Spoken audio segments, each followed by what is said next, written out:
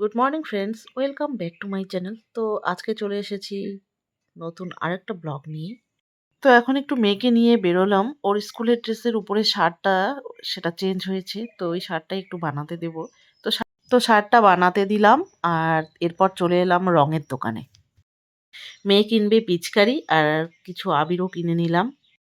দোকানে আসার পর মেয়ে ওয়াটার বেলুন দেখলো, তো সেগুলোও কিনবে, তারপর মাস্ক কিনবে। তো সমস্ত কিছু কেনাকাটা করা হলো।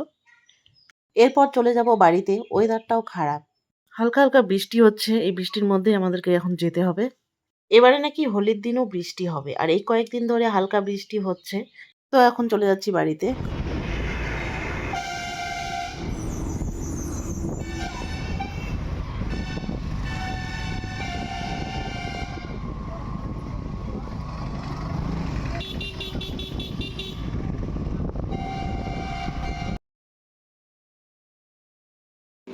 তো বাড়িতে এখন চলে এলাম।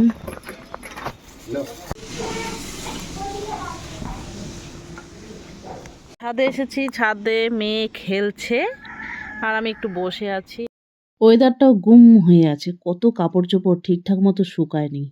সমস্ত কাপড় চোপড় ছাদে মেলে দেওয়া রয়েছে। হালকা হাওয়া রয়েছে বলে কাপড় চোপড়গুলো মেলে দেওয়া রয়েছে। হাওয়া পেলে একটু তাড়াতাড়ি শুকিয়ে যাবে। আর রোদের তো কোনো দেখা নেই। এই বৃষ্টি হচ্ছে আবার কমে যাচ্ছে।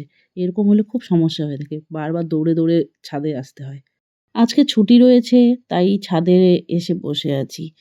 মেয়েকে একটু টাইম দিচ্ছি। মেয়ে খেলছে, ওর পাশে এসে বসে আছি, ও একটু খেলুক। এমনি দিনে তো ওকে বেশি সময় দিতে পারি না, কারণ সারাদিন আমার কোর্টেই চলে যায়। আসি সন্ধ্যার সময়, তারপর যতটুকু টাইম দেওয়া যায়। তার মধ্যে আবার কাজকর্ম থাকে। যাই হোক, এভাবে যতটুকু সময় দেওয়া যায়। মাঝে মাঝে তাই খুব বায়নাও করে ওর সাথে খেলতে হবে। তো এর জন্য ও খেলছে আর আমি ওর সঙ্গে সাথ দিচ্ছি। কাপড় শুকিয়ে গেছে, ওগুলো নিয়ে এখন চলে যাব নিচে।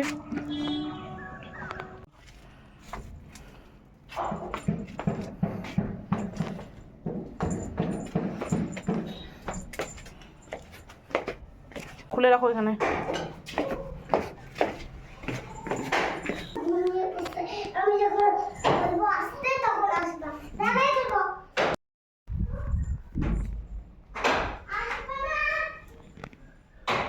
কালকে আমরা বসন্ত উৎসব করেছিলাম।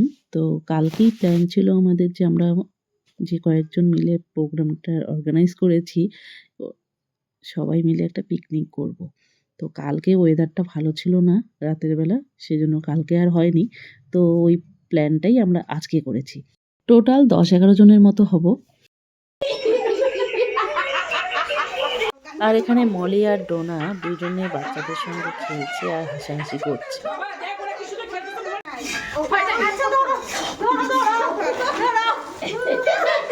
শুটকি মাছ হয়ে গেছে না? এখন ডিম।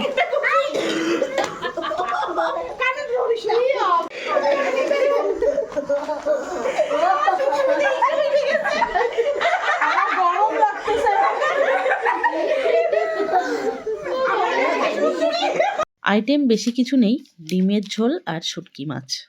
আমরা যেহেতু শুধু মহিলারা মিলেই করছি, তাই বেশি কিছু আর আইটেম করিনি। পিকনিক স্পটটা হলো আমার ননদের নতুন বিল্ডিং। ওর বিল্ডিংয়ে কাজ চলছে এখন। তো ওর বিল্ডিংয়ের ভেতরেই আমরা একটা রুমের মধ্যেই রান্নাবান্না করে খেয়ে নিলাম ওখানেই।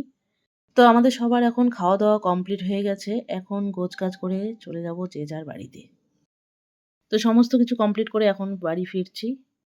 তো আজকের ভিডিওটি এখানেই শেষ করছি। ভিডিওটি ভালো লাগলে অবশ্যই লাইক, শেয়ার আর কমেন্ট করবেন। আর চ্যানেলটি সাবস্ক্রাইব করে পাশে থাকবেন। আপনারা সকলে সুস্থ থাকবেন, ভালো থাকবেন, সাবধানে থাকবেন। দেখা হচ্ছে নেক্সট ব্লগে। আজকের মতো টাটা।